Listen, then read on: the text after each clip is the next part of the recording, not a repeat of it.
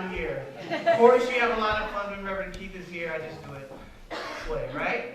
So if at any point during my talk today, you hear something that you agree with, something that may challenge you,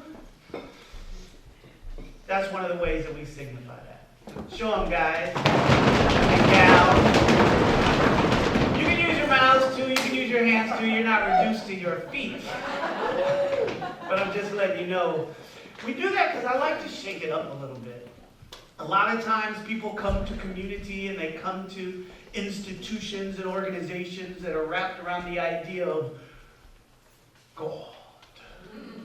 And there's sort of a piety and a piousness, right? There's sort of a reverence or a particular way that worship and relationship with that thing, God, has been presented to us, right? And so that's one of my ways of maybe just saying, hey, just throw all that other stuff out the window. However you get to the thing, get there. However the thing talks to you, listen. And so as we begin today, I would be remiss if I didn't start with an acknowledgement of a couple of things. One, on behalf of Reverend Michael Bernard Beckwith, he says hello, he brings his love, he thinks of you, he prays for you, he holds Soul Center in his prayers and in his heart always. And so many of you know that I'm on staff at Agape International Spiritual Center, so when I come out, I'm definitely coming here as an extension of Agape. You guys exist as an extension of Agape, and as we celebrate this new year and this annual celebration, I'm excited about how love is extending itself out into the world. That's what Soul Center is. Soul Center is love's extension out into the world.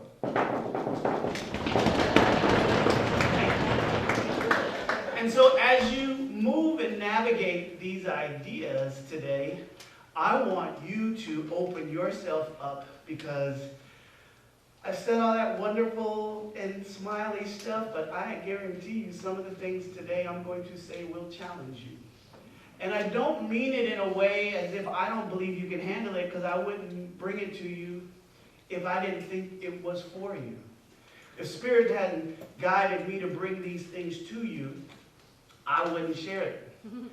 So, our topic today is beyond form to ultimate reality.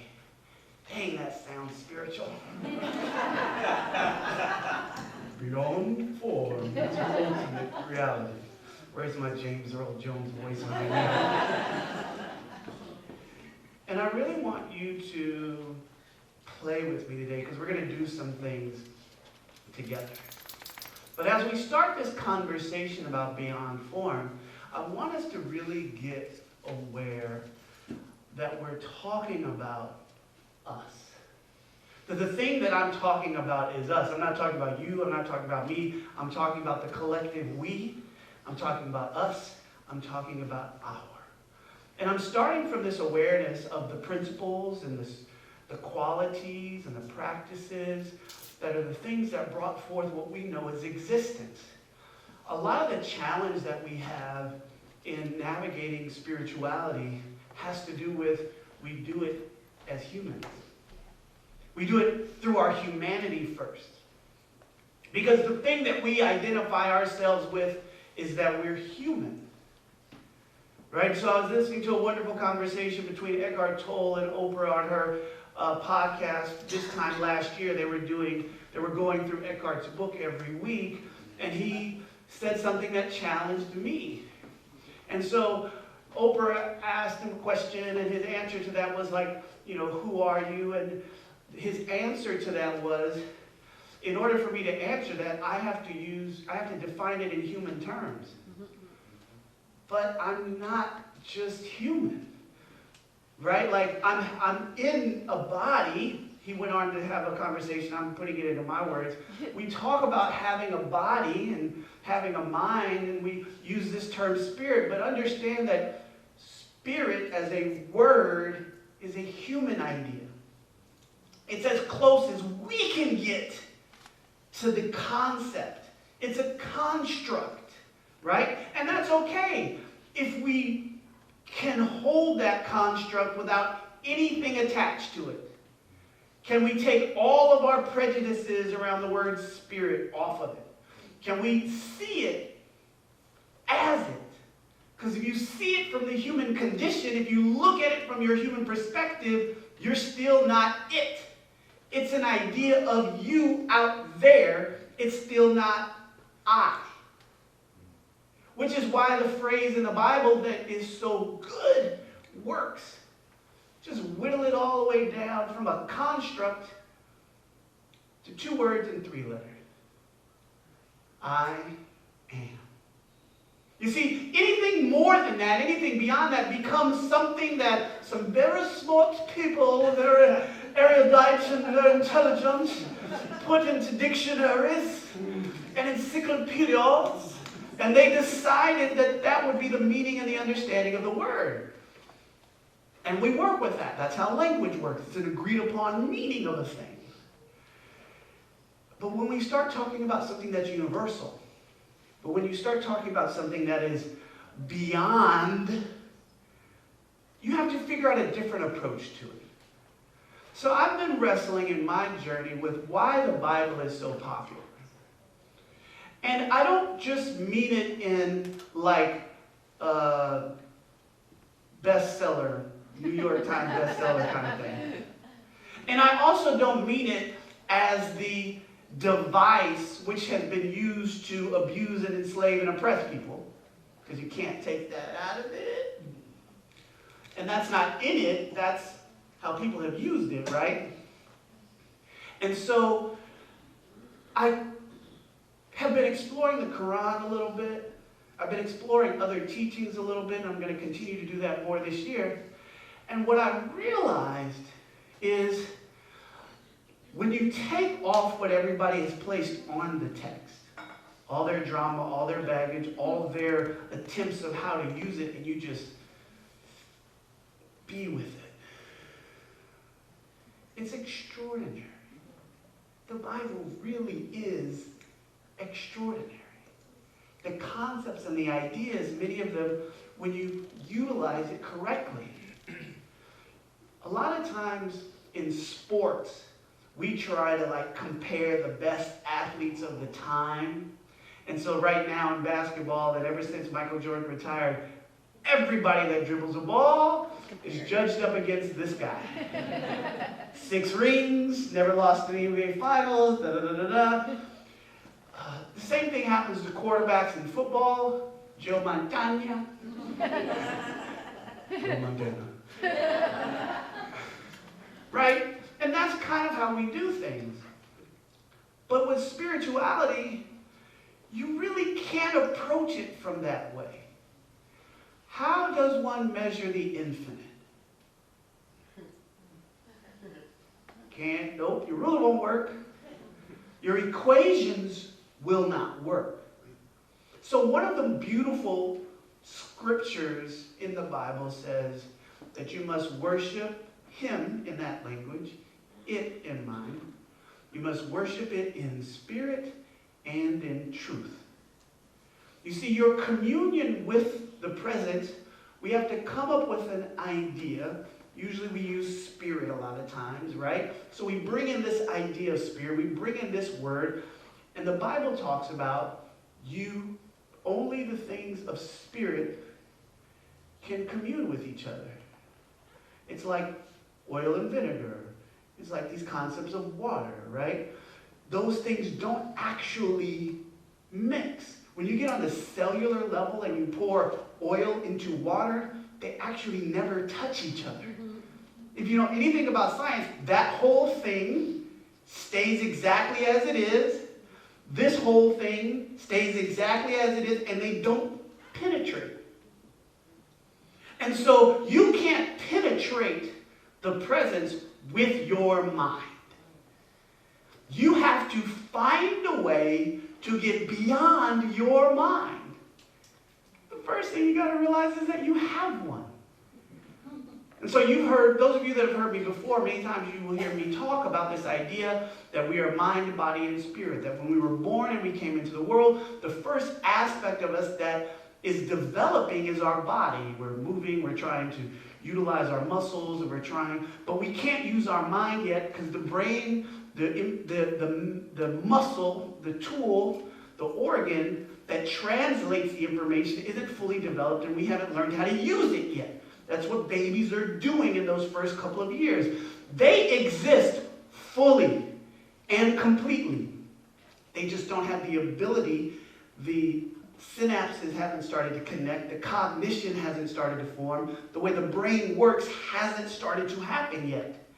And so your body is developing, and then as all of the brain's development happens, then language happens. And then as language happens, the mind and ideas start locking into place because you have experiences over and over again. And then that part of the brain that holds ideas begins to develop. That's the challenging part. That's the challenging part because you don't even know a concept of spirit. You don't really know you yet. You're coming in, developing a body, learning a language, and then learning communication skills. And until someone introduces you to concepts of spirituality, you don't even know that you're spirit. And then still, you're using a word. You're taking in a construct, but that's kind of how we are.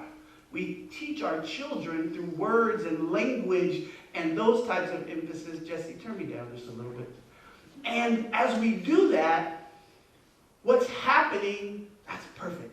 What's happening is a little bit of connection away from here. We start learning, and the awareness when you're a baby is all feeling. The only thing they know how to do is communicate how they're feeling. How do you know when a baby's happy? How do you know when it's sad? How do you know when it's angry? Wham, wham, wham. I heard you, Lori. Lori said wham when it was sad, and she was like wham, wham, wham when it's upset. And it doesn't have language for those feelings. Our children, the biggest mistake we make in raising our children is we think that because they have words, they have understanding. The biggest errors parents make is not realizing that children are still learning so much about what it means to exist. Just because they're in a body and they can move around, they can run and jump and knock over your china and break your stuff, does not mean they understand. But that part of them that is developing and learning beliefs, the mind is unfolding. And in those moments, that's where you either liberate your children or you imprison them. Either you're giving them traumas and pain that they are going to have to learn how to heal, or you're creating this space that it's okay to knock over something that's never going to be as valuable as you. Yeah. It's okay for you to make mistakes. Think about in this moment. Close your eyes. The living person right now that is the most valuable to you. Now, I don't mean it necessarily in terms of finance, even the time that you spend with them. I'm asking you to think about the person. It probably was that first person, even if y'all don't talk anymore. It probably was them. I want you to hold that person into your awareness, and I want you to feel the love that you have for them. I want you to just let it to wash over you, because we're talking about this concept of beyond. And now I want you to feel, still eyes closed, life without them. Hold it.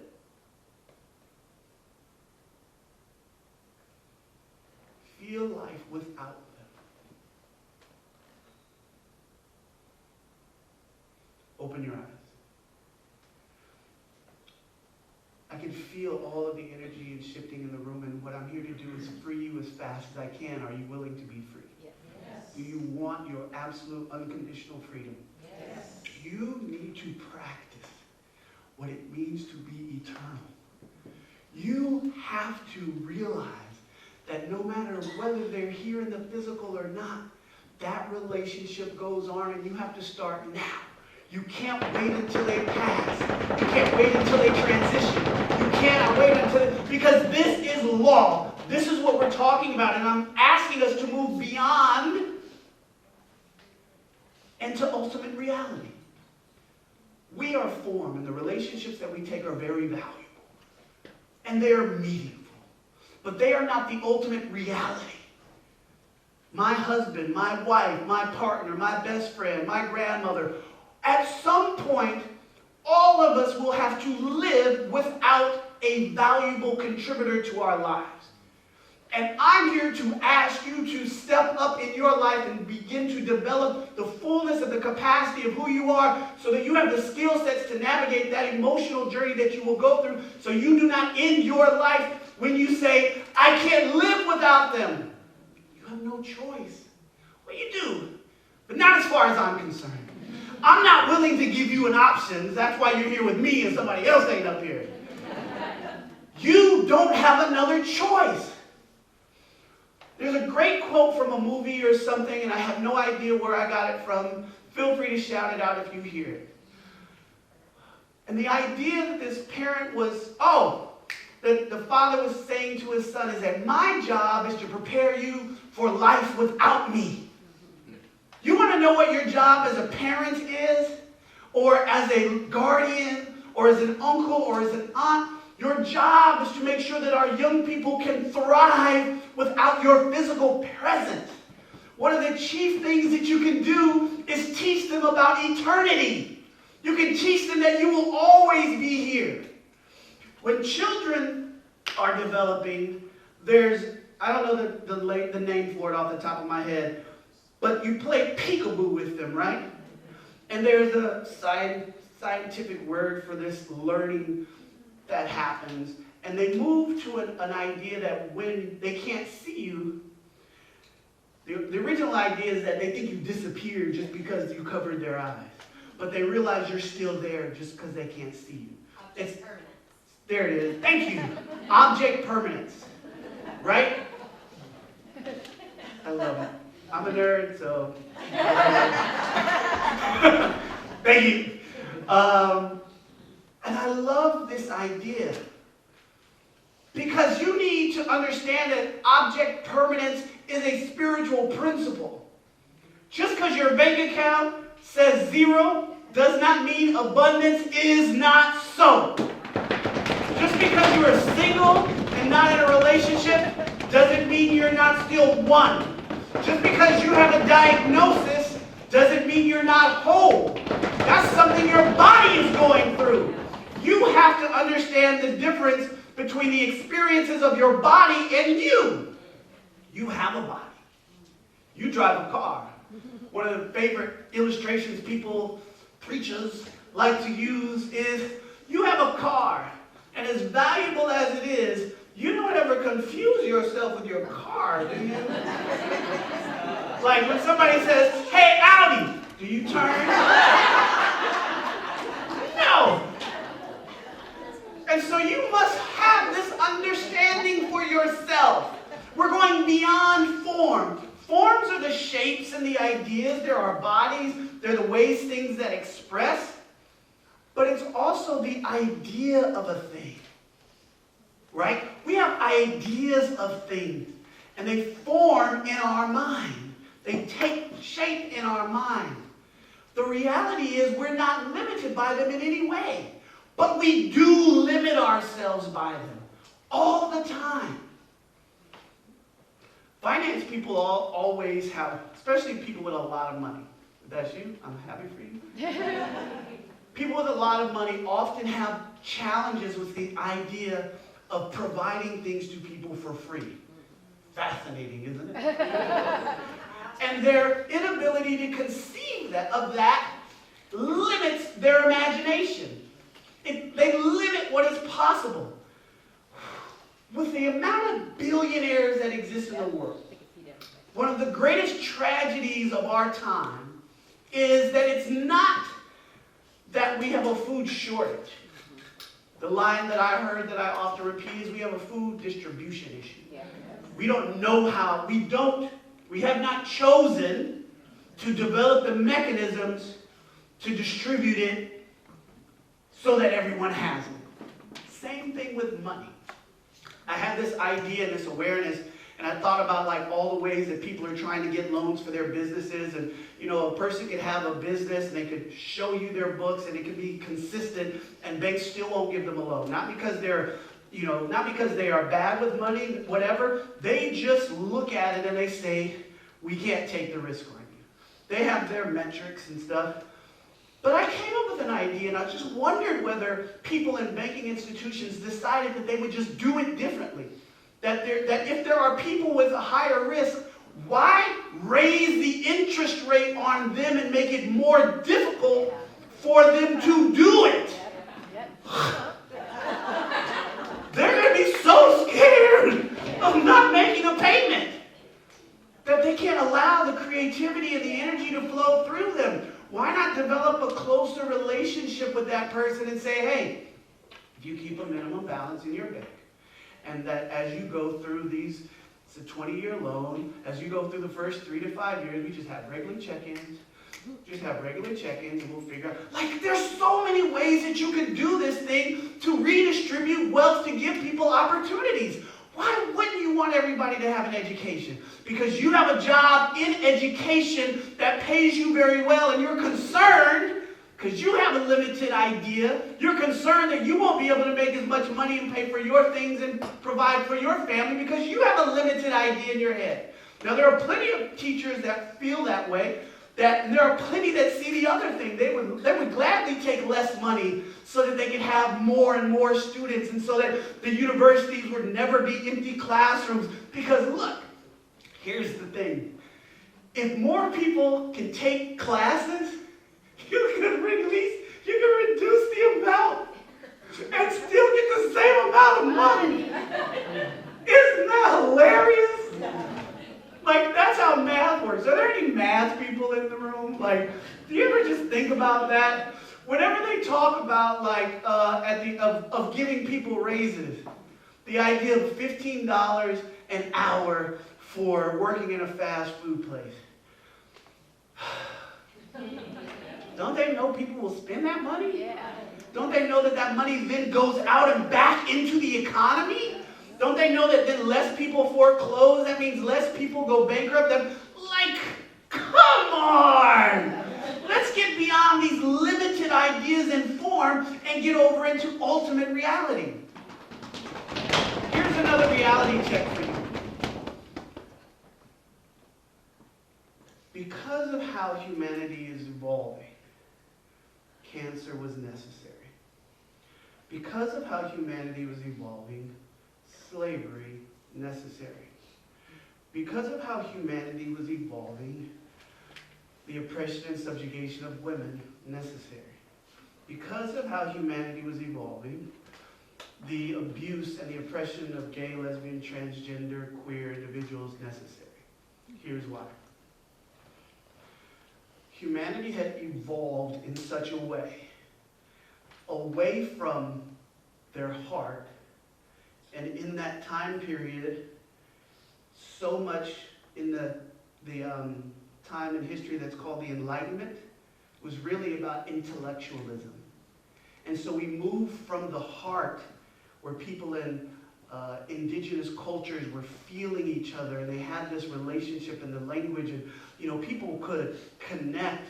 You run into a stranger and it wasn't immediately about violence in early time periods. It was like, huh?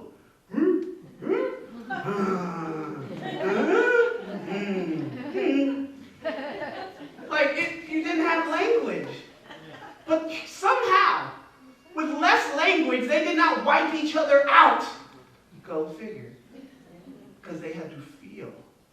The cultures in the early evolution of humanity, that's what you have first. As we were developing before language, we felt the mess out of each other. We could just feel it. And you could feel each other's sadness the same way your animal knows when you're sad. How many of you have ever had a pet that suddenly gave you more attention? or maybe even changed, like they're normally a little funky, and they changed how they were when they came closer to you because you were sad, or you broke up with your partner. Even if it was the right thing to do, you can break up with somebody and still be the right thing to do and still be sad. Or maybe a loved one passed. There is this idea of who we are that is often so limited, focused. I love being a black man. I love being heterosexual. That's all I know. I love being American. I love being a FAMU graduate where I went to college. And you should love any of the ways you express, queer, transgender.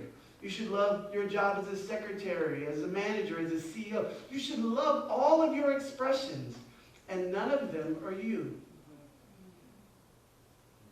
There are so many people who leave this earth taking their own lives into their hands because they lose a job, because their identity was in them, because they lost a partner, because their identity was that, because their partner transitioned.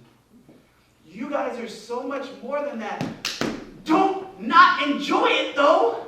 You're also meant to enjoy it. You're also meant to thrive in it. Yes, you're going to make some mistakes, maybe a lot, but you get to keep going. Like the biggest thing that you can insert as a principle and an idea is if you're still here, you ain't done.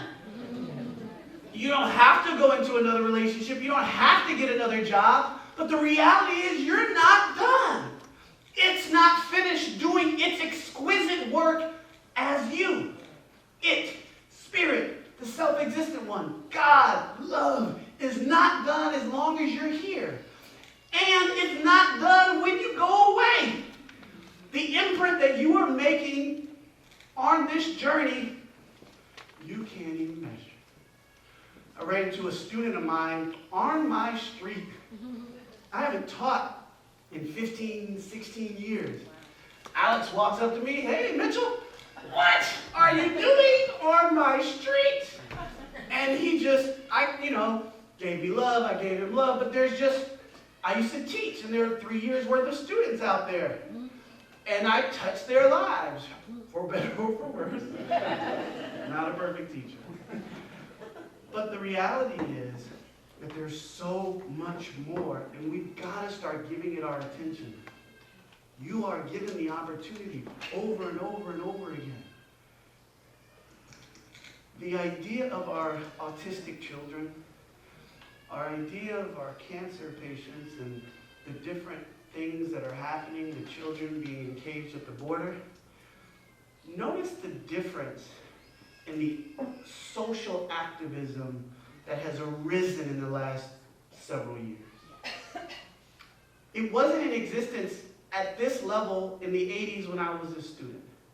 After the civil rights movement, it tapers down in the 70s, and the next wave of significant activism is in the LGBTQ community. Coming out of the 70s and running into the 80s, we have unrest every now and then. But it's not until the last decade, really, but mostly the last several years, that people have been waking up and realizing that they can do something about this. This stuff at the border was happening way before it hit the tipping point. But it hit a tipping point. And now it's in our faces. Black people and brown people were being unjustly abused by law enforcement for a long time before Mike Brown. The Native Americans in North Dakota and South Dakota have been being abused by people in government for a long time. And there are these horrible stories of all of these children that they took away from the families in those regions. How many of you have heard those stories? I was blown away. It never made national news on any sort of level, which says something about our media. There is something available for each and every one of us. And again, the idea of why I said those things are important, this is my last point. Think about how much more attention an autistic child is required. Think about how much more attention a person that's dealing with cancer in their body is required. Now imagine giving the exact, acute, intimate attention to someone who does not have a diagnosis. Imagine a parent who really does give that level of attention to their child, not because anything's wrong, but because they have that capacity within them that was there all along, and that child has been birthed into existence to activate it. There was something going on in the world, and we were not evolving.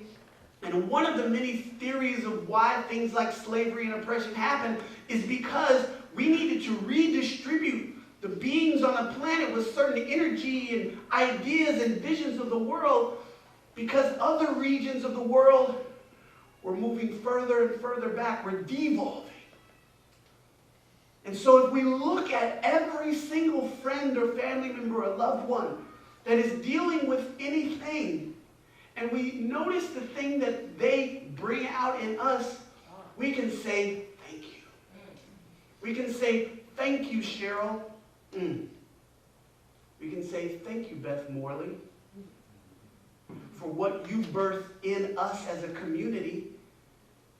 Not just having the children, both and. She did it all. You have that same capacity within you. Yes? Yes.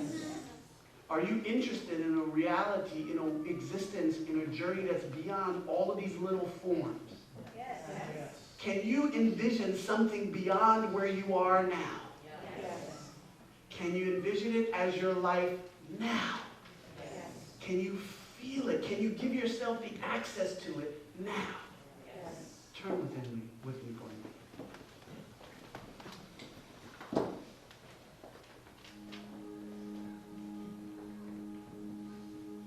Wrap your arms around yourself. Give yourself a hug and hold yourself. And recognize that when you do that, you're in the bosom of the Lord. You're in the bosom of the presence. You're being held by the eternal. And you don't have to go anywhere to get access to this. You just have to remember that you're it. Yes? Yes. You just have to remember that you have access to it. Yes? Yes. And so it is from that yes that I speak. Affirming, declaring, knowing the healing, the liberation that has been taking place during this service, and that continues to take place going forward. That there is an activation that is happening underneath the words that have been spoken through me. Knowing absolutely that the healing, that the abundance, that the awakening, that that which is being called forth by that which we call our soul, that which we call our life, is happening now. I'm knowing that it does so with a grace, with an ease, with a spiritual dignity, with a power that has no equal, that has no opposite. It is the sum total of that fire of creation, that breath of life. It is simply the I am that I am. I embrace it fully and I allow it to be so as my life, as the life of this community, as the life of all that is. I simply declare that it is so. And so it is. Amen. Amen. Amen. Amen. Ashe.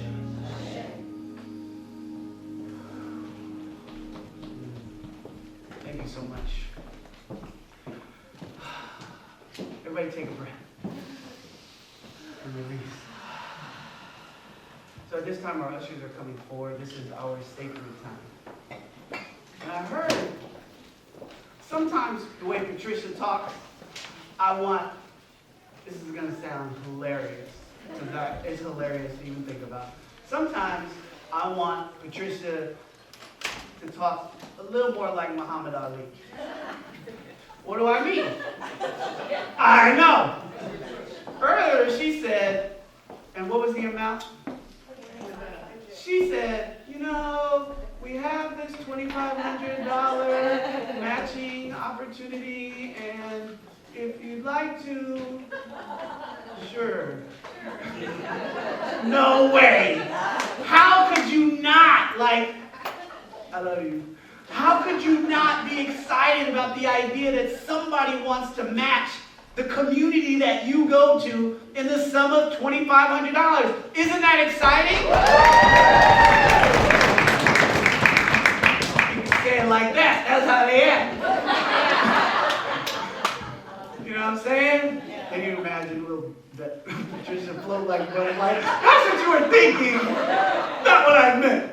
I meant with boldness and conviction, which is your invitation for 2020. Boldness and conviction. Don't you want to know that for Patricia? Yeah. And so as you come forward with your offering, my challenge to you, and when I say challenge, I mean I'm calling you up to your highest self. My challenge to you, my call to your highest self is matching that donation. And not just in this month, and not all by yourself either. They will develop a mechanism so that they can tell you at the end of the month how it was matched. Maybe we'll get special envelopes, or we'll get a special designation so that we know that this goes to match and this goes to offering. Notice there's still two things. There's a match and still my contribution, yes?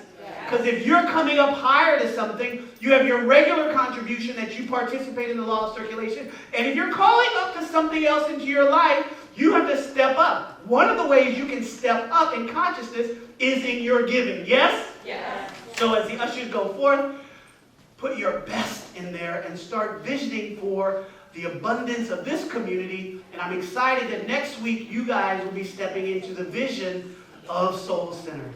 Ray Davis? Yes, sir. You're up.